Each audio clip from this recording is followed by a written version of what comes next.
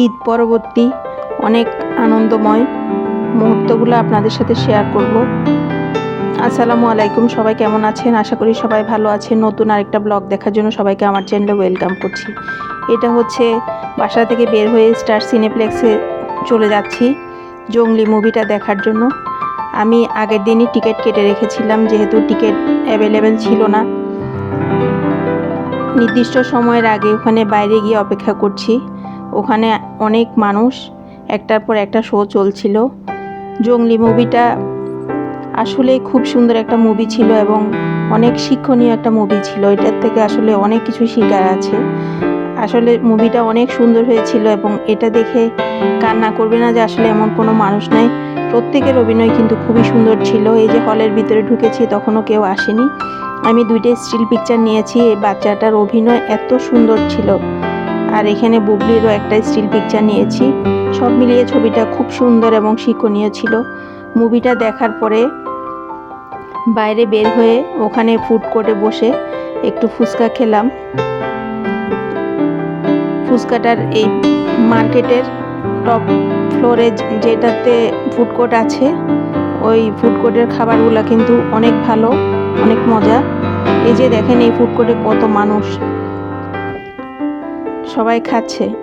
এবার ঈদের পরে নিজে যেমন ঘুরতে গিয়েছিলাম, অনেক দাওয়াতে গিয়েছিলাম, তেমনি বাসায়ও দাওয়াতের আয়োজন করেছিলাম। বাসায় গেস্ট এসেছিল, ওদের জন্য রান্না করেছিলাম। তার ছোট্ট একটা ভিডিও ফুটেজ নিয়েছি। তারপর আরেকটা জায়গায় গ্রামে একটা দাওয়াতে গিয়েছিলাম। এই যে ওদের গ্রামের বাড়িতে দাওয়াতের দৃশ্য। যাওয়ার পথে সুন্দর সুন্দর এই যে কর্ণফুলী ব্রিজ পার হয়ে যাচ্ছি। পাশে দুই পাশে খুব সুন্দর নদী, অনেক নৌকা আছে, যেটা দেখে মুগ্ধ হয়ে গিয়েছি। গ্রামের বাড়িতে ছাড়া এরকম কাঁঠাল গাছ বা গাছ ভর্তি কাঁঠাল আসলে শহরে খুব কম বাড়িতেই দেখা যায়।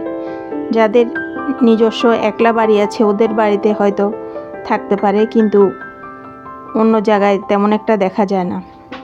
এখানে মেহমান বাড়িতে আমি যেখানে দাওয়াত খেতে গিয়েছিলাম প্রচুর খাওয়া দাওয়ার আয়োজন করেছে। প্রথমে নাস্তা, তারপর দুপুরে লাঞ্চ, তারপর বিকেলে আবার চা নাস্তা। আমি খাওয়া দাওয়ার পর ওদের ব্যালকনিতে দাঁড়িয়ে, কর্ণফুলী টানেলের পাশে ওদের বাড়ি, এখানে দাঁড়িয়ে এই সুন্দর দৃশ্যটা দেখছিলাম আর ক্যামেরাবন্দি করছিলাম। দেখতে যে এই সবুজটা দূর থেকে দেখতে ভীষণ সুন্দর লাগছিল। আসলে আমরা যারা শহরে থাকি এরকম সবুজ তো দেখা যায় না, চারিপাশে সব পাকা বাড়ি। যার জন্য যারা প্রকৃতি দেখতে পছন্দ করেন, গ্রামের দৃশ্যগুলা দেখতে পছন্দ করেন, তাদেরই আসলে ভালো লাগবে। আমি এই সুন্দর দৃশ্যগুলা যেতে যেতেও কিছু ভিডিও ক্লিপ নিয়েছি এবং আস্তে আস্তেও কিছু ভিডিও ক্লিপ নিয়েছি। আস্তে আস্তে আমার প্রায় সন্ধ্যা হয়ে গিয়েছিল। সন্ধ্যার সময় সূর্য ডুবে যাচ্ছিল, আশেপাশের প্রকৃতি দেখতে আরও বেশি ভালো লাগছিল। তারপর বেড়ানো শেষ করে পরের দিন চলে আসলাম আমার নিত্যদিনের কাজে। আমার কিছু অর্ডার ছিল কাবাবের এবং পিঠার। কাবাবগুলো রেডি করে নিয়েছি, ডেলিভারি দিয়ে দিব। এই ডেজার্টটা আমি আমার বাসায় গেস্ট এসেছিল তখন বানিয়েছিলাম। এটা আমি এক জায়গায় খেয়েছিলাম, খেয়ে আমি আন্দাজ করেই বানিয়েছি, খুব মজা হয়েছিল খেতে। তারপর রান্নাবান্না করতে কিচেনে চলে আসলাম, চুলায় ডাল বসিয়ে দিয়েছি। তারপর এই যে এটা হচ্ছে কালীবাউস মাছ, খেকি মাছ নামে ডাকেন জানি না। এই মাছটা কিন্তু অনেক মজার ছিল। এটা ডিমটা আমি ভুনা করেছি। এই মাছের ডিম আমি আর এভাবে ভুনা করে খাইনি। যেভাবে সবাই রান্না করে ওইভাবে আমি তেলের মধ্যে পেঁয়াজ, কাঁচামরিচ, একটু টমেটো কুচি দিয়ে সব মশলা অল্প পরিমাণে দিয়ে তারপর কষিয়ে নিব। কষিয়ে নিয়ে তারপর ডিমগুলো একটু পানি সহকারে দিয়ে দিব, কারণ একটু পানি দিয়ে ডিমটা না দিলে ডিমটা দলা হয়ে যায়। আর এই ডিমের টেস্টটা ছিল অসাধারণ। মাছটা অনেক টেস্টি ছিল। এই কালীবাউস মাছটা কিন্তু খেতে অনেক সুস্বাদু হয়। এটা যেভাবে রান্না করা হয়, ভাজি, রান্না, খুবই মজা হয়। আমার কাছে খুব ভালো লেগেছে খেতে। এই যে প্রতিদিন যে রান্নাগুলো করি তারই কিছুটা আপনাদের সাথে শেয়ার করলাম।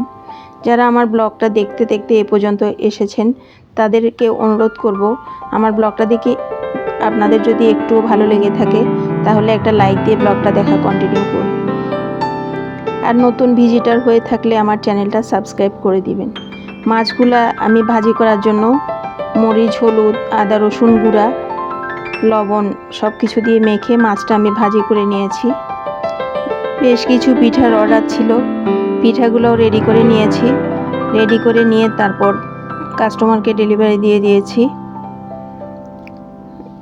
এর ফাঁকে আপনাদেরকে একটা কথা বলি যে বর্ষাকাল আসলে দেখা যায় যে আমরা যেই বাসায় থাকি আশেপাশে প্রচুর পানি ওঠে এবং বিভিন্ন রকম দুর্ঘটনা ঘটে।